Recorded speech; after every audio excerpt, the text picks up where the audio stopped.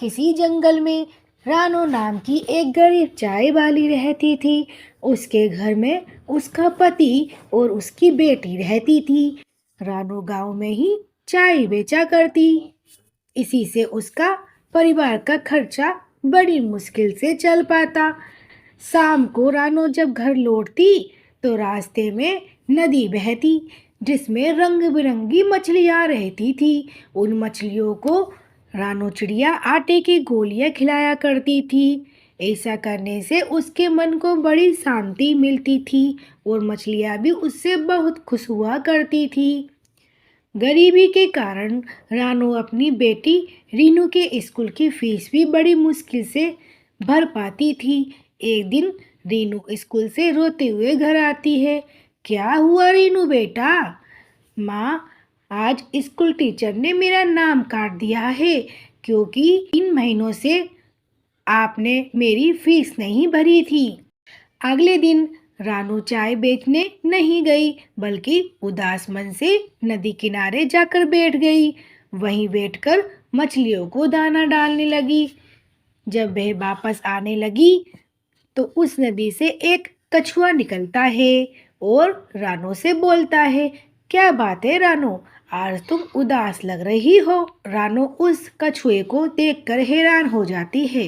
अरे कछुआ भाई, तुम्हें मेरा नाम कैसे जा पता है? कछुए ने कहा, मैं एक जादुई कछुआ हूँ और मुझसे कुछ जादुई शक्तियाँ हैं जिससे मैंने तुम्हारा नाम जान लिया है। तुम्हारी मछलियों का दाना खिलाने की आदत से मैं बहुत प्रसन्न हूँ। अगर तुम्हें कोई कष्ट है तो मुझे बताओ, मैं तुम्हारी सहायता अवश्य करूँगा। रानो ने सारी बात उस कछुए को बता दी।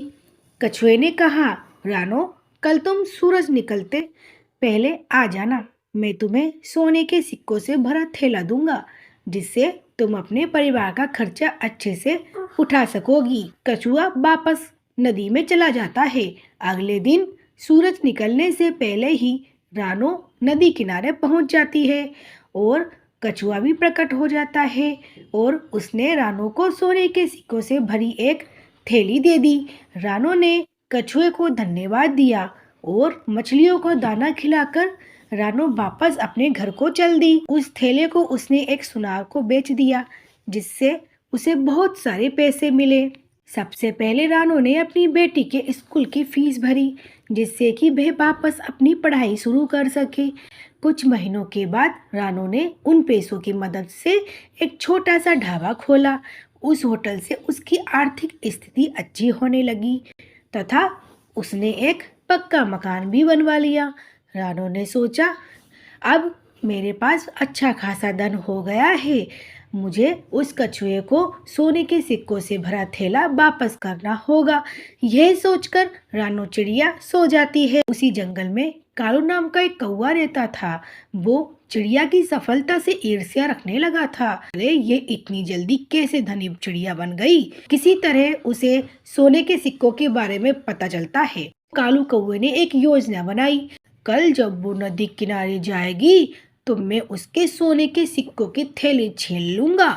योजना के अनुसार कालू कौवे ने रानो का पीछा किया और नदी के पास ही एक पेड़ के पीछे छिप गया। कछुआ, तुमने मेरी बहुत मदद की है और तुम्हारे कारण ही मैं एक धनी चिड़िया बन पाई हूँ। साथ ही मैंने अपना व्यापार भी खोल लिया है। जैसे ही चिड़िया सोने के सिक्कों की थैली लौटाने ही वाली होती है तभी कालू कौवा जल्दी से आकर रानो चिड़िया को पकड़ लेता है और उसे धमकी देता है। कछुआ ये देखकर जल्दी से अपनी छड़ी घुमाता है और कालू कौवे को बेहोश कर देता है और चिड़िया ने कछुए को सोने से भरा थैला वापस दे दिया। कछुए ने रानो चिड़िया से कहा, रानो, ईमानदारी से अपना व्यापार करना जिससे व्यापार में तुम्हारी खूब तरक्की होगी। यह सुनकर रानो ने कछुए से वादा किया कि मैं ईमानदारी और पूरी लगन से काम करूंगी और इतना कहकर रानो कछुए को धन्यवाद देकर घर निकल जाती है। आपको ये कहानी कैसी लगी? अच्छी लगी? लाइक करें, सब्सक्राइब करें।